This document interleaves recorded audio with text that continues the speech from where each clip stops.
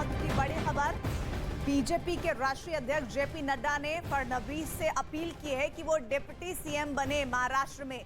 जहां एक तरफ उन्होंने शिंदे को बधाई दी है, वहीं साथ ही फडणवीस को डिप्टी सीएम बनाना चाहिए, ये बात उन्होंने कही है और अपील की है कि फडणवीस बड़ा दिल दिखाएं।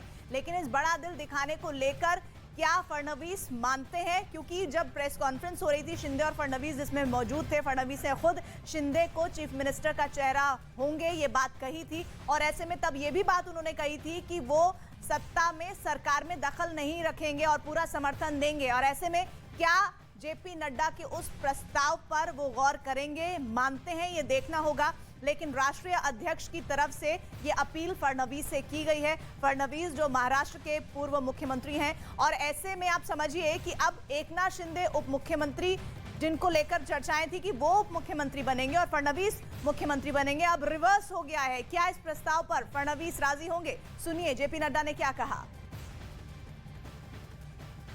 भारतीय जनता पार्टी की केंद्रीय टीम ने इस बात को तय किया है कि देवेंद्र जी को सरकार में आना चाहिए और सरकार में पदभार संभालना चाहिए और इसलिए देवेंद्र जी से व्यक्तिगत रूप में भी आग्रह किया है और केंद्र ने इस बात को निर्देशित किया है कि देवेंद्र जी उप मुख्यमंत्री के रूप में, डिप्टी चीफ मिनिस्टर के रूप में कार्यभार संभालें। हमारे साथ अमिताभ सिन्हा हमारे सहयोगी जुड़ गए हैं। अमिताभ, शिंदे को चीफ मिनिस्टर बनाकर मराठा काट, लेकिन अब फडणवीस को चाहते हैं बीजेपी के आला कमान कि उप मुख्यमंत्री बने। ये प्रस्ताव आने वाले वक्त में फडणवीस के लिए कितना महत्वपूर्ण हो जाएगा? देखिए, आला कमान ने आदेश ही दे दिया, ये निर्देश है उनको, इसलिए अब इसमें क्या करना है क्या नहीं करना है का सवाल नहीं उठता। एकनाथ शिंदे मुख्यमंत्री बन रहे हैं और देवेंद्र फडणवीस बीजेपी के नेता के रूप में वहां उप मुख्यमंत्री होंगे। अगर जेपी नड्डा पार्टी अध्यक्ष ने कहा है तो ये होना ही है। इसमें पहली बात यह है कि शिवसेना के नाते, शिवसेना के एक नेता होने के नाते एकनाथ शिंदे को बनाया गया है और बीजेपी की कोशिश यही है कि एकनाथ शिंदे के पास ही पूरी की पूरी शिवसेना रहे, शिवसेना का सिंबल रहे और जिस दो नेता उनके खिलाफ थे शिवसेना के, वो अलग थलग पड़ते चले जाएं इन 2.5 साल के शासनकाल में। 2.5 साल के बाद चुनाव होंगे, उसके बाद जो होगा देखा जाएगा। लेकिन हाँ अमिताभ, एक बात और, फडणवीस कह रहे थे शिंदे के साथ जो प्रेस कॉन्फ्रेंस हुई, उन्होंने कहा कि हम सरकार को पूरा समर्थन देंगे लेकिन किसी पद पर नहीं रहेंगे। ऐसे में उनकी ये बात, अब नड्डा की ये बात, किस तरह से इसमें तालमेल बिठाया जाएगा?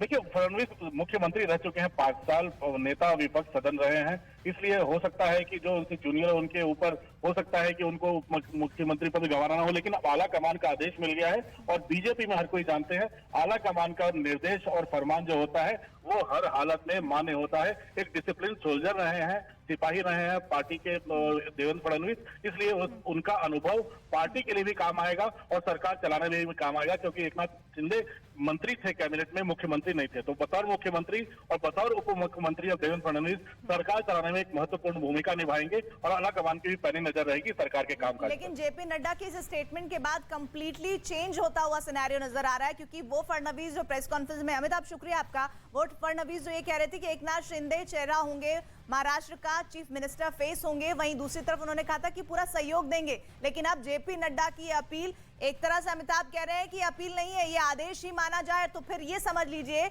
आशीष, अब ये कहा जा सकता है खुलकर कि चीफ मिनिस्टर का चेहरा तो शिंदे होंगे ही, उप मुख्यमंत्री का चेहरा फडणवीस के तौर पर देखने को मिलेगा। दिवाकर, ये सवाल मेरा आपसे है।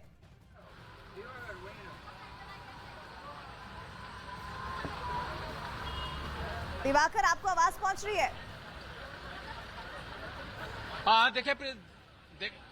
देखिए प्रीति, साफ तौर पर अगर पार्टी आलाकमान ने जो है साफ तौर पर ये अगर कहा है तो जाहिर तौर पर फडणवीस को वो बात माननी भी पड़ेगी, जैसा कि अमिताभ जी ने भी कहा। लेकिन फडणवीस इस वक्त अंदर हैं, जब वो बाहर आएंगे, क्योंकि अब से थोड़ी देर बाद जब वो एकनाथ शिंदे के साथ बाहर निकलेंगे शपथ ग्रहण के लिए, तब उनसे सवाल जरूर किया जाएगा कि एकनाथ, जो जेपी नड्डा ने बयान दिया है, क्या उन्हें ये जेपी नड्डा ने फोन करके बताया है कि आप शपथ ग्रहण करने जा रहे हैं तो साथ में आप भी शपथ लीजिए डिप्टी सीएम की? ये सवाल हम उनसे जरूर करेंगे। लेकिन फिलहाल जिस तरह से जेपी नड्डा की बाइट आई है, ये तय है कि जेपी नड्डा की तरफ से देवेंद्र फडणवीस को ये जानकारी दे दी गई होगी, पार्टी आलाकमान की तरफ से जानकारी दे दी गई होगी कि पार्टी आलाकमान ये चाहता है कि आप भी सरकार में शामिल हों एकनाथ शिंदे के साथ और वहां पर डिप्टी सीएम बने।